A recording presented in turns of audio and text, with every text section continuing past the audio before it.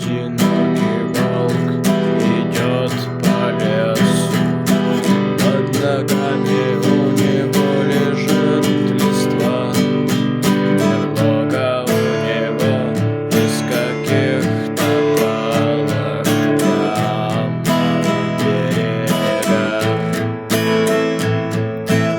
Одинокий волк шутить не будет, нападет и загрызет косточки, принесет в берлогу, ляжет и уснет.